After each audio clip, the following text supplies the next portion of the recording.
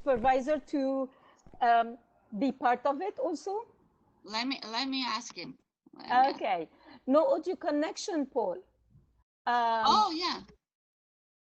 Pejman, Okay, did you change any of the sound? No, the sound is flat. Is it flat? Okay. All right. Okay, there are people who can hear us and there are people who can't. Okay. No audio, Veronica. Yasin, can you check the audio again? If you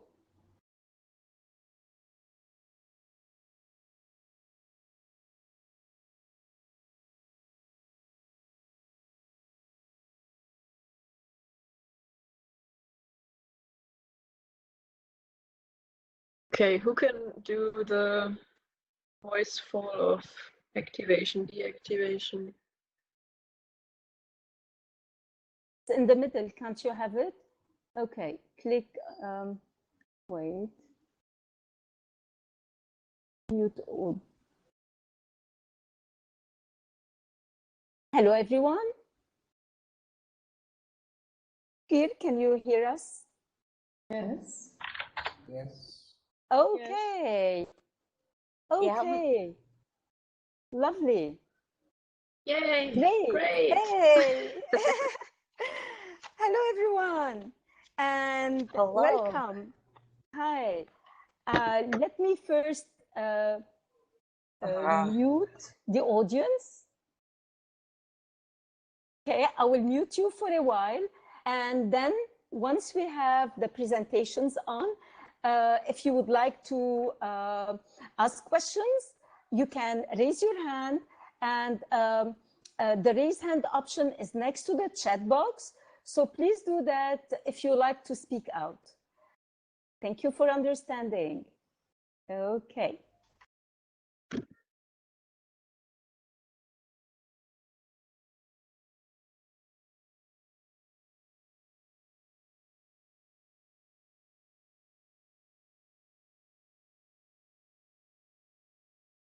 Okay. Hello, everyone, and welcome to the 6th International iLRN 2020 conference. I'm Giselle Pimpedjian. I have the privilege to be your session chair. We have today 3 presenters who will give us an inspiring, hopefully, presentation. I'm sure about that. I will let each one of them introduce herself and himself, and then they will give a 3-minute and 2-minute flash talk. If you have questions, please, you may type it in the chat box.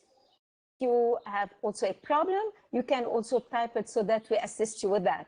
Please don't forget, by the end of the session, to assess the presentation. You can find the feedback survey button associated to the title of the presentation. Again, welcome, and let's get inspired. Let's welcome our 3 presenters, Jule, Pejman, and Katerina. Let's start with Jule Krüger, who will introduce herself, and then we'll have Pejman, and then Katerina. Jule. Yeah. I'm Jule Krüger. I'm a PhD student at the University of Duisburg-Essen in Germany. A 3rd-year PhD student already, and I'm researching augmented reality in general from a more human-centered perspective, and looking at especially 3 characteristics where I will today focus on the characteristic of interactivity. Lovely. Thank you, Jule. Pejman. Thank you. I'm Pejman, a postdoctoral researcher at the Center for Immersive Experiences at Pennsylvania State University. My research is focused on serious games, embodied conversational agents, and in general XR for learning experiences. Today I'll be talking about embodied conversational agents and how we can actually place an agent inside virtual reality as well as mixed reality, and how these two different platforms would elicit different experiences from users. Thank you so much, Pejman. Katerina? Hello from me also. My name is Katerina Kalyvioti. I'm a speech and language pathologist and a PhD candidate in the University of Ioannina. My interests are mainly virtual reality technologies for individuals with developmental disabilities. I will be presenting our paper, which is about acceptance and user experience of an augmented reality system for the simulation of sensory overload. And I would quickly like to give a shout out to the head of the project. That would be our Professor Mikropoulos. He's the director of the educational approaches to virtual reality technologies lab, Earth Lab in the University of Ioannina, and to the whole team over there who supported this project. Thank you so much. Thank you, Katerina. Without further ado, let's start with the first presenter, Jule, and you have control, Jule, of the presentation. But I have an issue first. I think we need to fix the audio. According to the audience, there is a problem with the audio. Pejman, would you like to? Oh, Lionel said maybe we can flag the sound system. Okay. All right. So. Okay. So. Okay. Basically, some have a clear audio. Okay. So you have 3 minutes to present your presentation, your talk. Yes. How do I have the control over the? Yes. Take control, please. Okay, wait. Can you take control? Can try that. I gave you control. Gave me control. Okay. So I guess I'm the first. One more. So, this one. Yes. No, not this one, but. Okay, it doesn't go. Okay, I can't switch to the next slide, to the presentation slide. Can you do that? All please? right. Yes, thank you. So yeah, hello everybody. Thank you for joining us in this session. I hope that everyone who was also interested in our paper took a look at our video, but I will give you a short summary of it here now. So in our research, we focus on specific factors that support learning in augmented reality, specifically based on 3 characteristics of AR, namely contextuality, interactivity, and spatiality. In the study that I will present here, we focus on interactivity. And I think that everybody here may have an idea of how interaction with AR learning material may be possible. In marker-based AR, which is what we used in our study, you can often interact with both virtual and real objects. Furthermore, you can manipulate virtual objects by moving around the real objects, like, for example, paper markers, which you can see here in the background of the photo on screen. Interaction with learning material is in the focus of research on interactive multimedia learning environments, where it is often stated that mental interaction is more important than physical interaction with learning material. In embodied interaction theory, on the other hand, it is proposed that physical interaction is helpful for mentally interacting with learning material, to see how different forms of interaction, specifically with AR learning material, may have an influence on learning outcomes and processes. We compared learning with different types of interaction in a 2x2 between subject design. So mental interaction and physical interaction were manipulated here and could both be either high or low. And in the app we used, the participants could build combined cycle power plans to test the hypotheses which we provided. We found no significant effects of the interaction type on different cognitive load measures, but we did find a significant interaction effect for knowledge, which showed that knowledge about the topic was higher when either mental or physical interaction was high, while the other was low, but not when both were high or both were low. We did expect that knowledge would be lower when both types of interaction were low, because not a lot of thinking was necessary here, but it was unexpected to see that knowledge was also lower when both types of interaction were high. So mental and physical interaction were high. Possible explanation for this is that cognitive overload was elicited by working with the AR app and being both mentally and physically involved with the task, so that there was no more capacity for learning here. A conclusion of the study would be that when designing an app in which interaction is possible, the designer should take into account that the combination of mental and physical interaction should not be too under or too overloading for the learners. Thank you for listening, hopefully. Thank you so much, Jule. Just on time. Thank you. Thank you. Pejman, your turn. Thank you. Just to confirm, can everyone hear me? Yes, we're getting yes. Splendid. All right, so the topic of my talk is, wait, this is not the right slide. Okay, mixed or virtual, does device type matter in human ECA interactions? Our research aims at exploring the effect of XR device on the experiences of users when interacting with an embodied conversational agent, or in short, ECA. Agents are used in a variety of educational contexts, from interlocutors used for training interpersonal skills to virtual instructors and companions in games and simulations. Given the popularity of XR in education and its adoption in the interactive human agent experiences, it is important to investigate whether mixing elements of reality and virtuality, known as mixed reality or MR, for interaction with an agent would elicit different social responses and experiences from users compared to an entirely virtual experience such as VR. In light of this, we created an agent equipped with a series of verbal and nonverbal behaviors such as facial expressions, gestures, speech synthesis, and so on, to be placed in both VR and MR and topics related to XR. We devised two conditions. In the first condition, which is VR, the agent is perceived through an HTC Vive headset. Therefore, the entire experience is virtual. In the second condition, which is MR, the agent is perceived through a Z mini camera mounted on top of the VR headset that creates a mixed reality effect.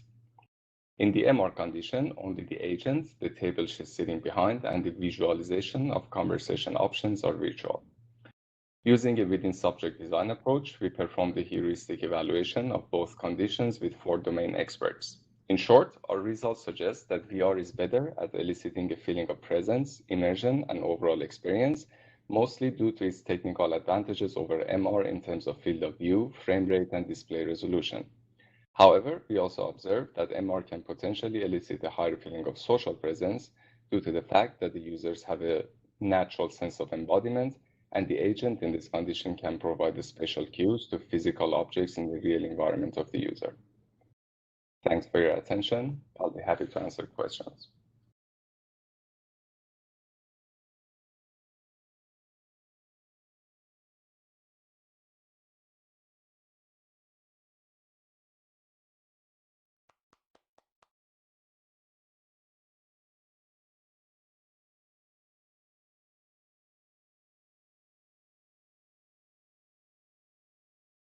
Giselle, can you hear me?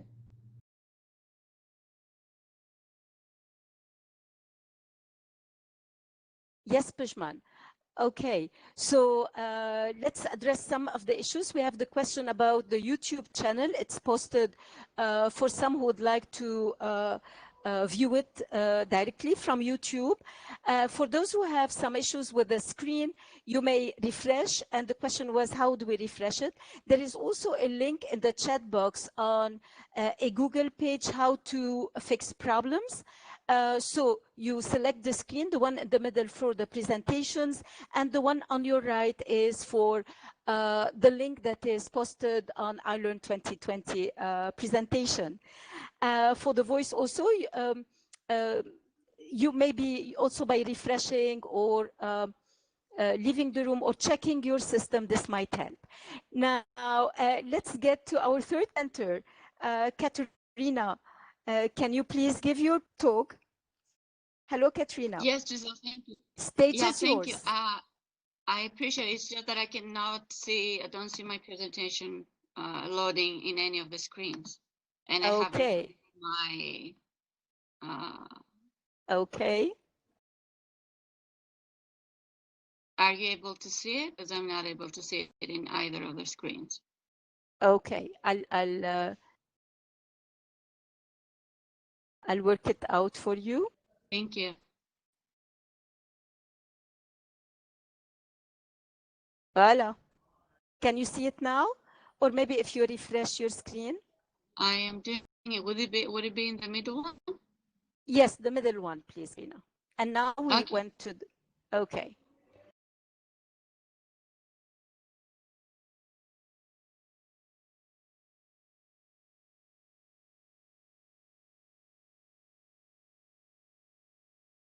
Okay. Give me 1 second. Yeah, I'm taking ownership. Okay, Giselle? Okay. So meanwhile, Katerina will discuss, her paper is on acceptance. Katerina, I think you move to the next slide. Voila, I think you're done. Okay. Okay, so hi everyone, thank you so much. Good morning to all, or good evening. It is great to be here, and thank you to the iLRN 2020 organizing committee for the opportunity to present our work. I will be going over 5 key points in our research. So have you ever felt uncomfortable when hearing a loud thunder or when being close to a speaker? How about when hearing static on the radio or distorted speech when your phone's reception is bad? Distress, anxiety, anger is how 30 to 100% of individuals with autism have been reported to feel when experiencing hypersensitivity or hyposensitivity to sights, sounds, smells, taste, and touch. So what can we do to address this issue and perhaps even support and increase stakeholders' empathy for a better understanding, response, and anticipation of triggers and inappropriate behaviors in autism? We started by looking into how typically developed adults accept and experience simulations of sensory overload like the ones reported for children with autism. During an individual session, 70 volunteers wore a head-mounted AR device, the Magic Leap 1 AR glasses. 6 visual and 2 auditory stimuli were administered, one after the other, resulting into an autism-like sensory overload. Participants' experience and acceptance of the device and stimuli was measured with the Temple Presence Inventory, TPI, the Simulator Sickness Questionnaire, SSQ, the Technology Acceptance Model, TAM, and the open-ended question, overall, how satisfied are you from this AR experience? The TPI, the scores in the TPI were high, which means that the participants were able to have the feeling of being there and therefore had an authentic experience of a digitally enhanced real-life environment. The SSQ scores were low, which means that the participants felt uncomfortable throughout their experience, no nausea or motion sickness. The TAM score were high, which means that the participants were able to use and therefore accept the AR device. And lastly, their answers to the open-ended question were positive and in alignment with the TAM, which shows that they were satisfied with the use of this type of AR device and stimuli. We also proceeded with a series of correlations, all of which corroborated these results. So what does this mean to use this type of semi-transparent AR glasses and digital stimuli? In a nutshell, 1, it appears that users can experience presence. 2, they accept this type of devices. And 3, they find the whole experience to be satisfactory. Moving forward, we're looking into using what we learned for possible implementation into stakeholders' empathy and hope to see more efforts in this direction. And with that, thank you all for your time and attention, as well as special thanks to our participants and Magic Leaping. Thank you so much.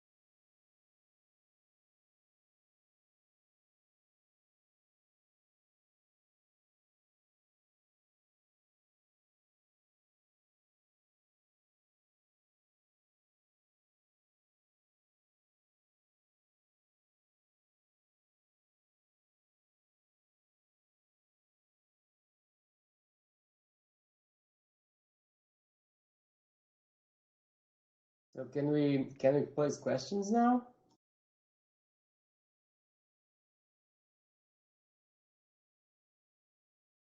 Yes, absolutely. I'm not where Giselle is.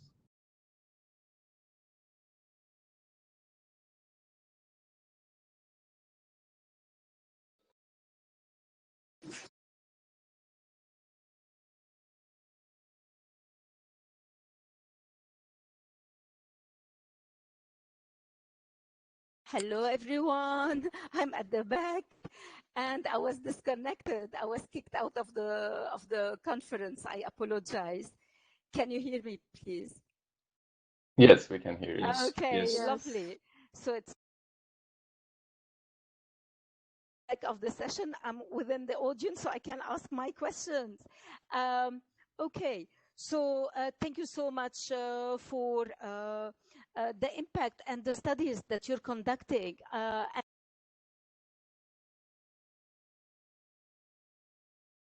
You've cut out now.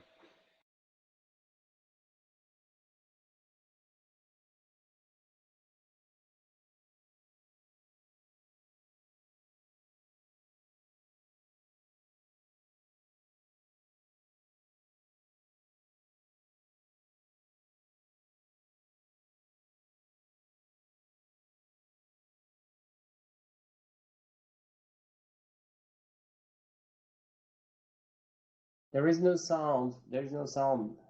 Can you perhaps? Okay. I think Right. now it's working. Yeah, working again. Okay, I don't know why I'm facing the problem with being kicked out and the sound. So what I was saying, the papers that were presented, I believe, have great impact on learning and on the stakeholders like parents, instructors, learners in any field.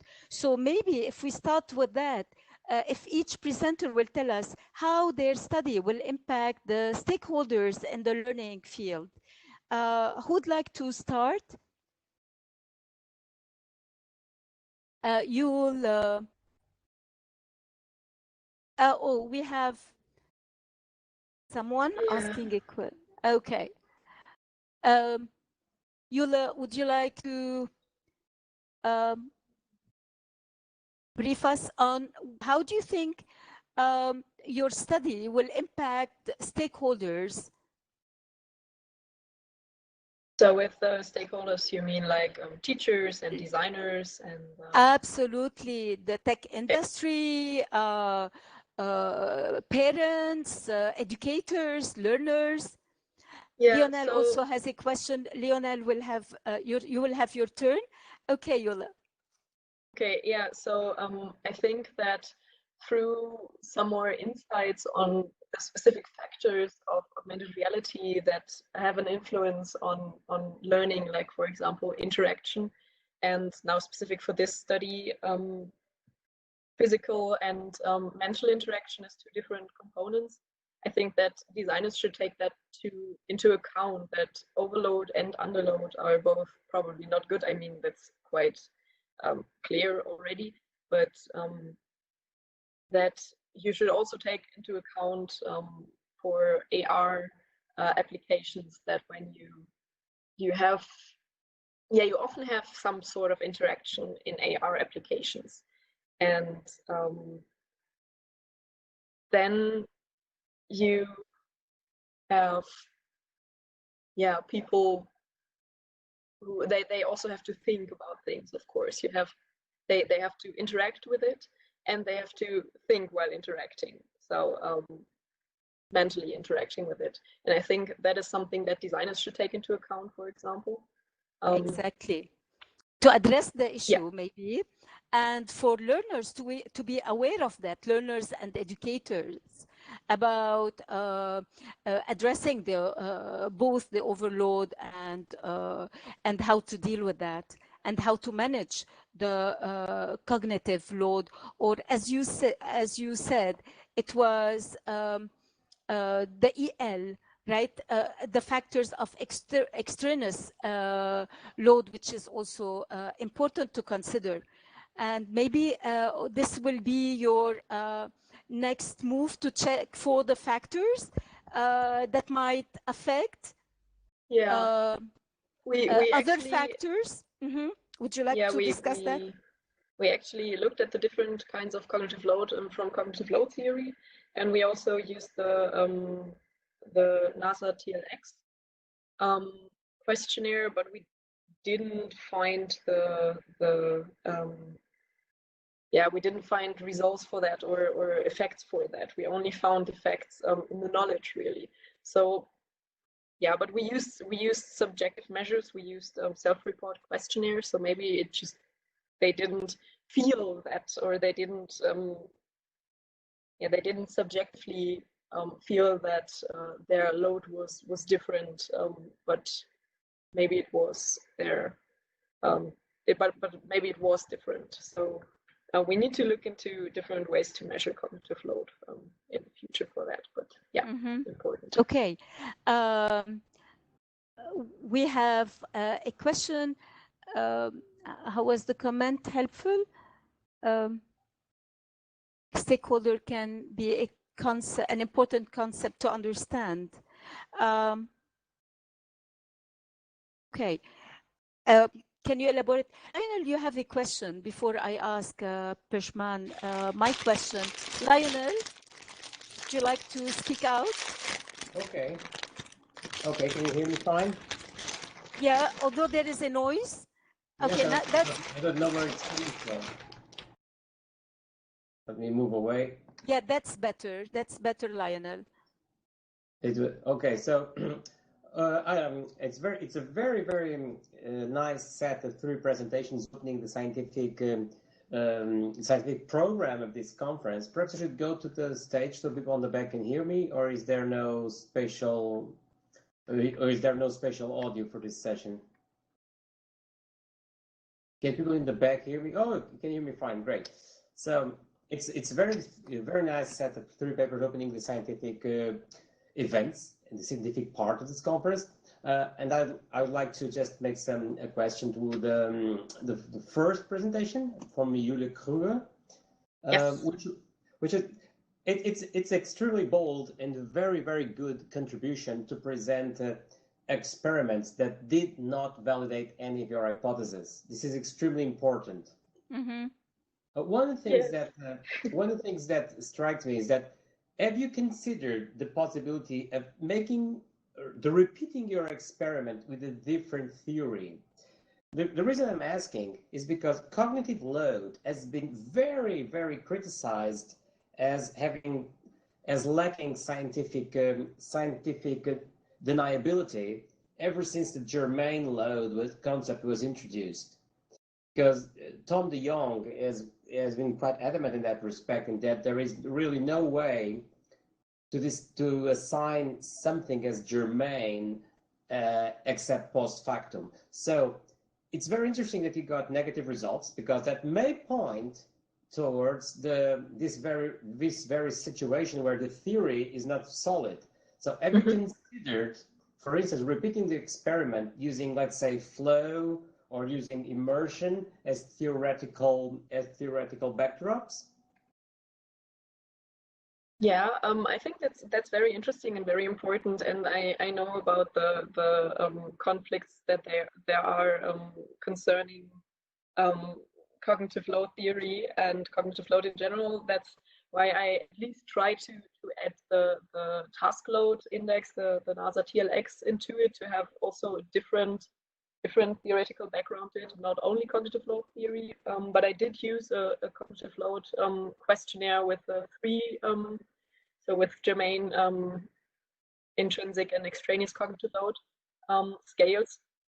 So you're right with that. There are also questionnaires, I think, where they're only splitting into extraneous and intrinsic. Maybe it's interesting to look into that.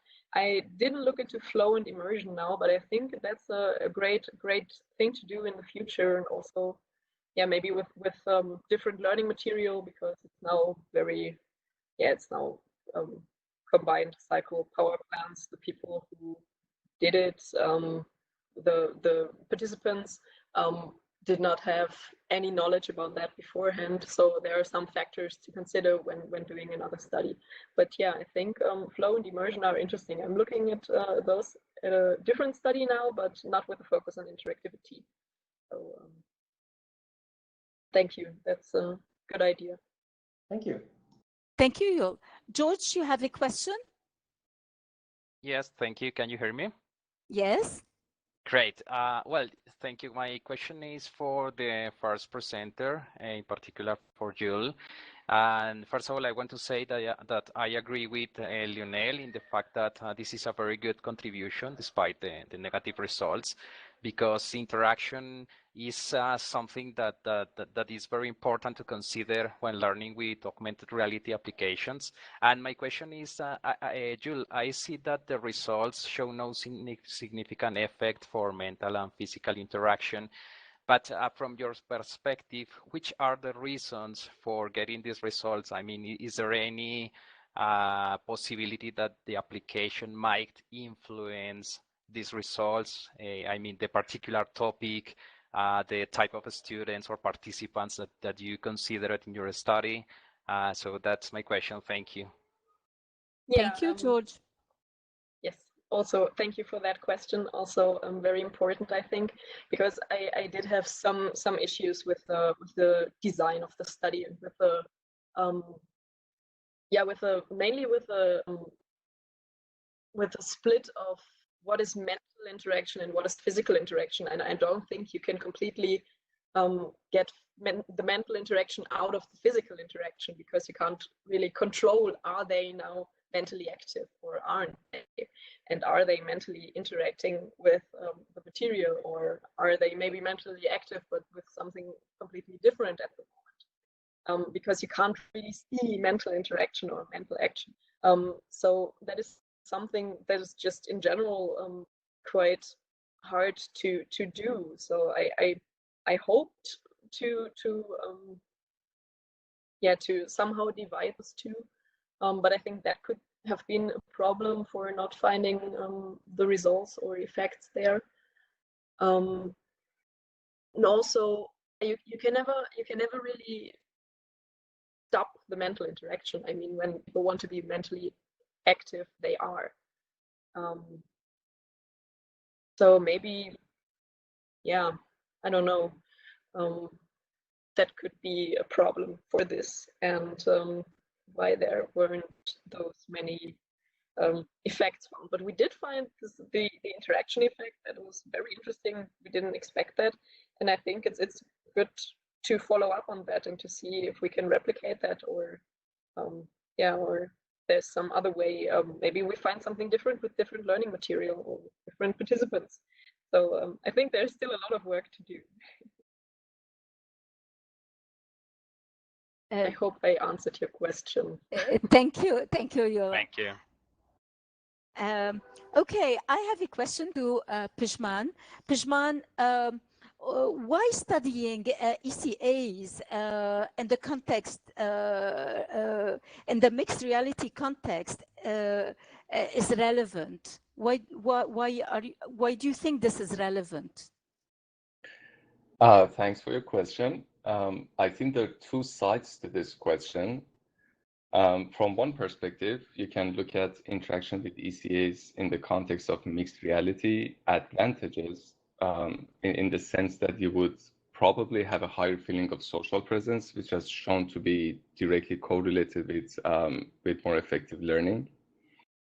So the question is, would users have a higher feeling of presence, social presence, rapport, or trust when they're interacting with an ECA in mixed reality as opposed to an entirely virtual environment?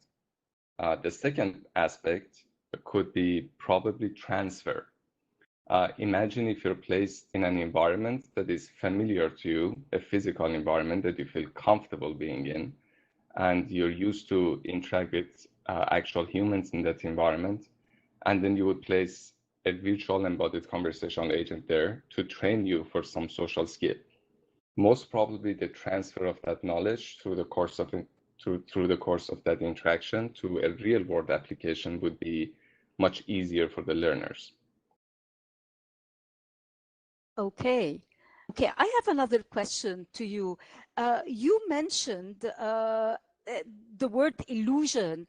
What do you mean by getting the illusion? And then Gentle will ask us the question. Can you answer me, Pejman, on what is your concept of illusion when you mention it? Right. So illusion in the sense that you have an illusion to be in the presence of another social being, I suppose, right? Yeah, but how this wouldn't that cause a negative impact or affect a kind of negative effect on like merging the different worlds that we're dealing with? No, I don't think so. I think to some extent you can suspend your disbelief and you would immerse yourself into an experience, and you would feel like you're actually interacting with a social entity. But I don't think at any moment in time you don't realize that this is a synthesized character. This is not a real human being. It's similar to watching a movie or reading a book. Obviously, you can be absolutely immersed and engaged in the story and in the interactions that are going on in the experience, but most definitely throughout your whole experience you're aware that this is not real. So in a sense, I feel like the best we can hope for is to create the illusion for the users, and that illusion is responsible for immersing them into that experience and making them experience feelings like presence or social presence, co-presence, and so on. Okay. Thank you, Pejman. Gentle, do you have a question or a comment? Yes, I have a question actually for Katerina. Okay. In the virtual ability community in Second Life, we have a number of people on the autism spectrum, and they express severe distress, not only at the sensory overload, but also at not knowing if they can escape it and or not knowing how long it will last. And that is one of the things that they appreciate about a virtual world, that they can control those aspects of sensory overload in the virtual world. So I was wondering if the participants in your experiment knew ahead of time how long this experimental situation would last for them, or if they knew how to escape it if they felt they needed to. And if not, maybe that would be something you could add in as another piece of the simulation. Thank you, Gentle. Katerina? That is an excellent question, and thank you so much for pointing that out. So let me clarify that our participants were typically developed adults, meaning that they had they were not in the spectrum. They did not have any developmental disabilities, first. And secondly, we asked them ahead if there were any type of neurological disorders, vertigo, or any other physical difficulties that might interfere into their experience. So everybody was a healthy, typically developed adult. So our participants were not participants with autism. So that kind of took away from the pressure, if you wish, about them knowing ahead how much time or how they would be able to escape. It didn't appear to be an issue. So, however, as you point out, when it comes to implementing this type of technologies and stimuli with people with autism, that is super, super important. And I think another issue that comes up with your question is that how often do we, and it was also brought up from one of the keynotes in the first day of the conference, how many times do we actually take the issue, the problem into consideration first, and then looking into the technology that is appropriate to address that issue, and how many times do we actually develop the quote-unquote the solution, our approach, based on the users, the stakeholders. Either it is the person that have the difficulty or people that are in their environment. So to sum it up, yes, letting the participants, especially if they're in the spectrum, know ahead how long is the duration, which is basically what we should be doing overall. I mean, we always should be giving an overview to our participants without, of course, interfering that with whatever it is that we want to measure, but letting them know ahead about basic things, the duration, safety issues. As you said, if there is a sensory overload, how can I escape that? The issue is not to get our measurements and measure what we want to see. It's to make sure that it's a safe and, if possible, even a pleasant experience for our participants. I don't know how many of you have encountered this, where it's difficult to get participants into this type of studies, and many of them have already a negative experience from other studies where things would not go how they should be. So yes, when it comes to helping them navigate into a controlled environment, and especially looking into desensitizing any hypersensitivities, having an escape button, let me put it that way, and knowing that the duration of the whole experience is something that we can scaffold and gradually build in. It's two excellent points, and thank you so much. It's definitely something that if we move forward into applying what we try to do into individuals with autism, is definitely something that we should take into consideration. And moving forwards, we will be looking into that.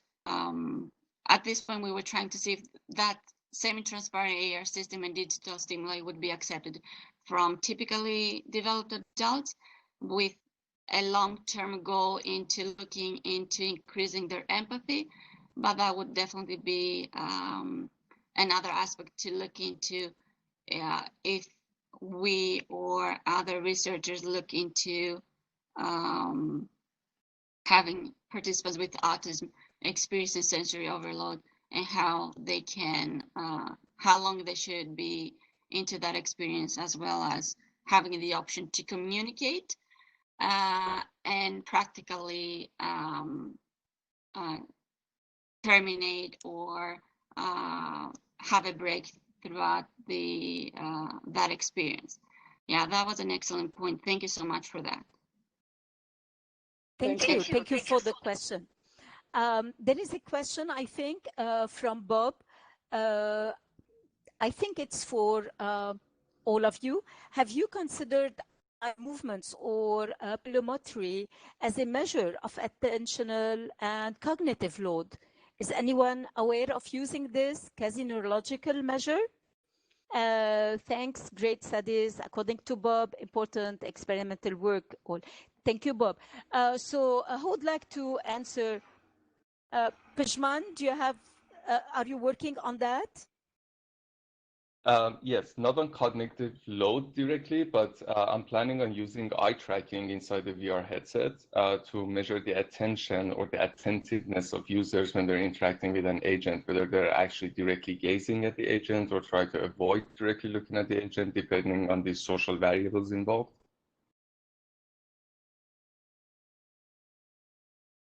Yeah, thank you. Yeah, that's great. Yeah, Mitchell. Any other questions from the audience? Yes, we have. Oops, I can't see the name. Can you speak up, please? Yeah. I was just going to ask. Sorry, Lance. There's my name. I was just going to ask how much.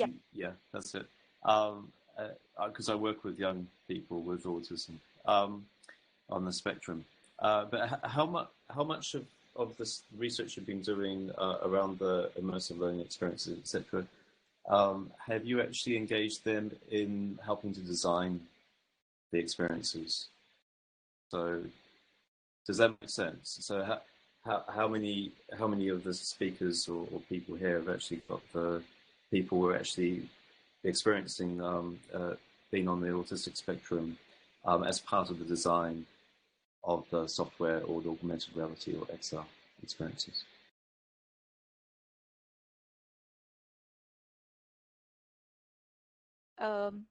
Katerina, I think you can answer that question. Yeah, thank you so much. So in terms of our study, the way that the way that input from individuals with autism was included was through firsthand from what things that we were able to gather from literature that individuals with autism have shared firsthand. And then we also included two individuals, two teenagers that are in the spectrum. They were high functioning and were able to share with us how they experience sensory overload, how it is that they perceive the environment and how they experience when there are different sounds or sights or lights that they're either hypersensitive or hypersensitive. So that was the way that we included their input in terms of our study. Thank you. Thank you. Thank you, Katerina. There are some questions in the chat. I think Pejman answered one. And I have a question about the chat box. If it's going to be saved and shared, I think we can save it. Mine, I think I missed part of it because I was out of the room, out of the VirBELA for a while. So we will find a way. We'll try to save the chat discussion and we'll see how to share it with you. Thank you for the question. Any other comment or question or anything in the chat room that I missed you want to elaborate on? Let me say what I really liked about it's having our three presenters together because I think they complement each other by their studies in the way the devices that could be refined in order to improve learning, what kind of learning and how to get the best out of learning, and also the aspect of empathy and the research of trying to be actually living or experiencing certain problems, like in the case of Katerina, autism. So that's awesome, I think. And if you keep on working together and merging those studies together, I believe this should help in having better learning, better worlds, and I think by participating in such conferences, we can really build and help creating better world, better living environment, where there is care, there are values, and there is understanding. And I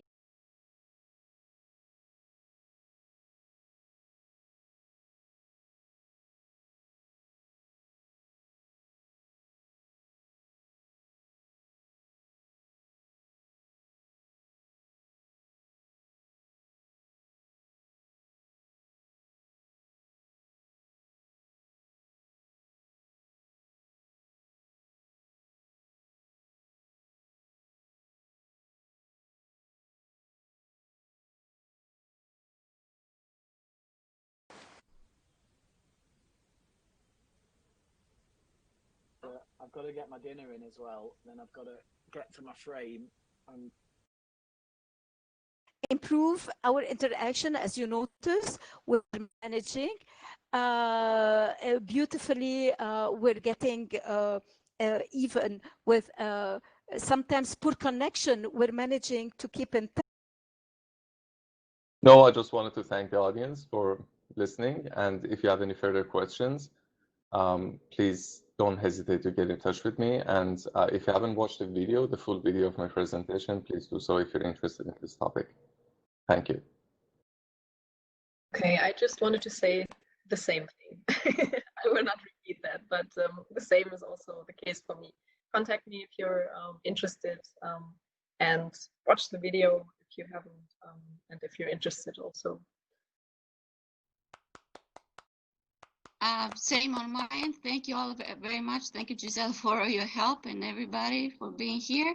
And yes, please feel free to reach out to Earth Lab, and you have our emails if there's anything else that you would like to discuss. Thank you all so much.